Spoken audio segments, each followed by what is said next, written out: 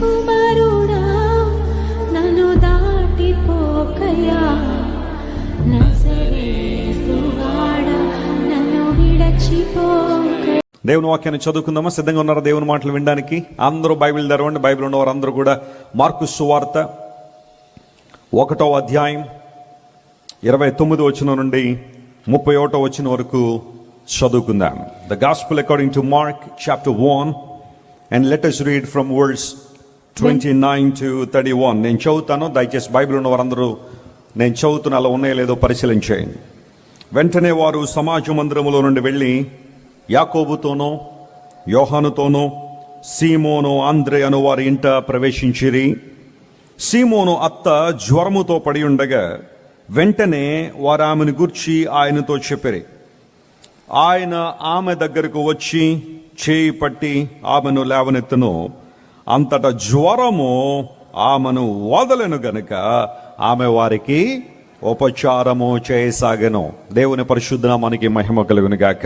శ్రేష్టమైన ఆత్మీయ పాఠాలు మనం ధ్యానం చేసుకుందాం. మొదటి సమూయేలు గ్రంథము 17వ అధ్యాయము 1వ వచనం. ఫిలిస్తీయులు తమ సైన్యములను యుద్ధమునకు సమకూర్చి యూదా దేశములోని షోకోలో కూడి ఎఫెస్దా మీము దగ్గర షోకోకును అజేకాకును మధ్యను దిగి ఉండగా సౌలును ఇశ్రాయేలీయులను కూడి వచ్చి ఏలా లోయలో దిగి ఫిలిస్తీయులకు ఎదురుగా యుద్ధ పంక్తులు తీర్చిరి. గ్రంథం 1వ అధ్యాయం మొదటి 3 వచనాలు చదువుకుందాం. The book of Nehemiah chapter 1, let us read verses 1 to 3. హకల్యా కుమారుడైన నెహెమియా యొక్క చర్యలు. హకల్యా కుమారుడైన నెహెమియా యొక్క చర్యలు.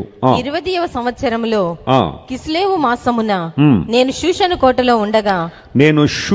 కోటలో ఉండగా నా సహోదరులలో హనానీ అను ఒకడును. ఈ మాట నాతో చెప్పండి ఒకసారి. నా సహోదరులలో హనానీ అను ఒకడు.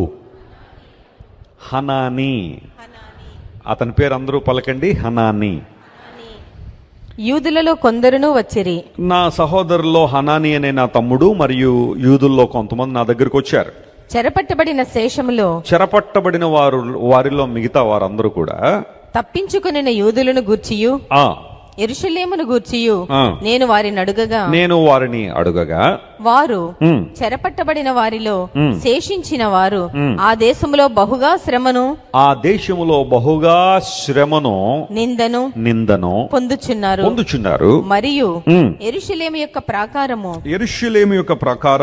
పడద్రోయబడింది. దాని గుమ్మములు అగ్ని చేత కాల్చబడినవని